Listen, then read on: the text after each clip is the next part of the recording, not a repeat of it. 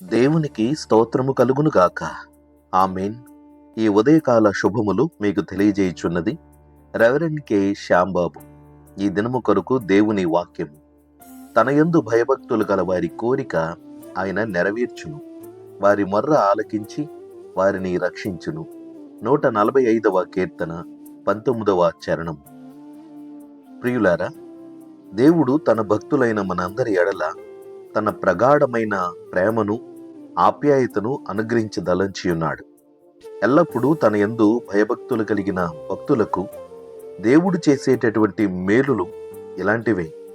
కనుకనే మనమందరము కూడా దేవుని సన్నిధిని సమీపించి మన ప్రతి విధమైనటువంటి కోరికలను, విన్నపములను ప్రభువుకు సమర్పించుచున్నాం. అది మనందరి యొక్క విశ్వాసము మాత్రమే కాదు, దేవుడు మన ఎడల కలిగి ఉన్నటువంటి గొప్ప సంకల్పం. అయితే మనందరి కోరికలు నెరవేర్చబడాలని మనము దేవుని సన్నిధిని ఎంతో భక్తి విశ్వాసములతో ప్రవర్తిస్తూ ఉంటాం. అయితే దేవుడు మన కోరిక నెరవేర్చడానికి ముందు మన ఎడల ఆయనకున్న ప్రేమతో పాటుగా మనము దేవుని ఎడల ఉన్నటువంటి భయభక్తులను కూడా గమనిస్తున్నాడు. ప్రియ సోదరి సోదరుడా, ఎవరు పడితే వారు ఎలా పడితే అలా దేవుని సన్నిధిని మొరపెడుతూ ఉంటారు. కానీ దేవునికి కావలసినది భయభక్తులు, తదుపరి విశ్వాసము కూడా. మనము దేవుని ఎడల ఎలాంటి భయభక్తులను కలిగి ఉన్నాము? అసలు భయభక్తులు కలిగి ఉండుట అంటే ఏమిటి? సామెతల గ్రంథము 8వ అధ్యాయము 13వ వచనం ప్రకారం, యెహోవా యందు భయభక్తులు కలిగి ఉండుట చెడుతనము నసహించుకొనుటయే. గర్వము, అహంకారము, దుర్మార్గత, కుటిలమైన మాటలు నాకు అసహ్యములు అని దేవుడు సెలవిస్తున్నాడు జ్ఞానైన సొలొమోను ద్వారా. ప్రభునందు ప్రియులారా, దేవునికి తన యందు భయభక్తులు కలిగిన వారి ప్రార్థనలను నెరవేర్చుట చాలా చాలా ఇష్టం.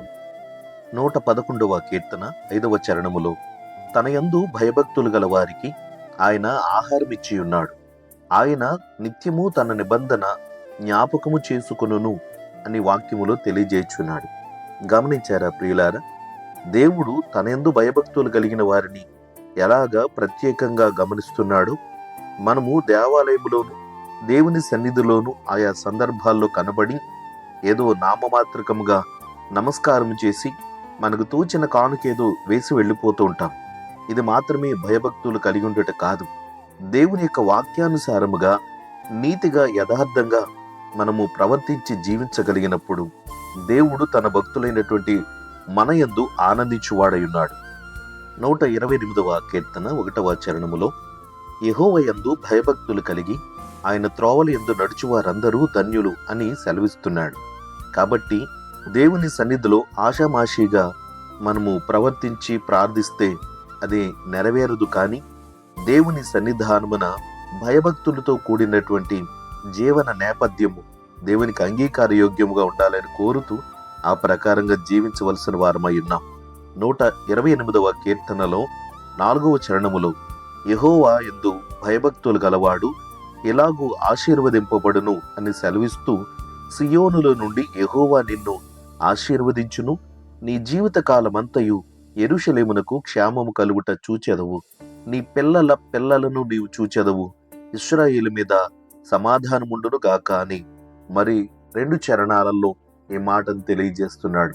ప్రియ సోదరి సోదరుడా, దేవుని ఎడల పరిపూర్ణమైన భయభక్తులను కలిగిన వారమై ఆ వాక్యానుసారంగా జీవించుదాము.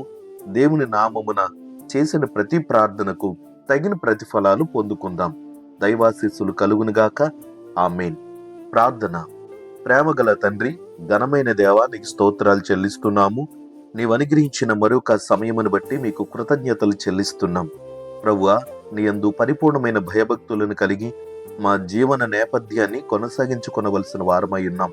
ప్రభువా, నీ చిత్తమునకు వ్యతిరేకముగా మేము ఏదో కేవలము నాయన ఆచారపూర్వకమైన భయభక్తులను కలిగి ఉంటే అది సరికాదని వాక్యము ద్వారా మాకు హెచ్చరిక తెలియచేయుచున్నాం. మేము నీ నామమున చేసే ప్రతి ప్రార్థన మీరు ఆలకించి మా కోరికలను, మా విజ్ఞాపనములను, మా మొరలను నెరవేరుస్తారని నిరీక్షణతో ఎదురు చూచుచున్నాం.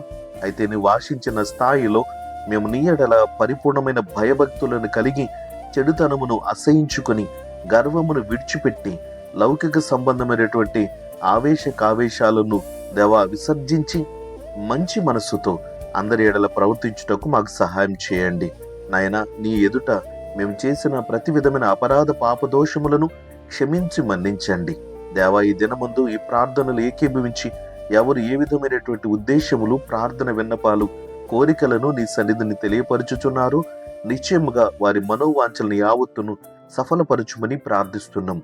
ప్రభువా, నీ సన్నిధిని పరిపూర్ణమైన భయభక్తులు కలిగిన బిడ్డలముగా, నీ కృప కొరకు కనిపెట్టు వారముగా మమ్మల్ని ఎల్లప్పుడూ నడిపించుమని ఘనత, మహిమ, ప్రభావాలు నీకే చెల్లిస్తూ యేసుక్రీస్తు వారి పరిశుద్ధ నామమున ఈ ప్రార్థన అడిగి వేడుకొనుచున్నాము తండ్రి. ఆమేన్. తండ్రి, కుమారుడు, పరిశుద్ధాత్మయను త్రియేక దేవుని దీవెన ఇప్పుడు ఎల్లప్పుడూ మీకు మనందరికీ తోడయుండునుగాక. ఆమేన్.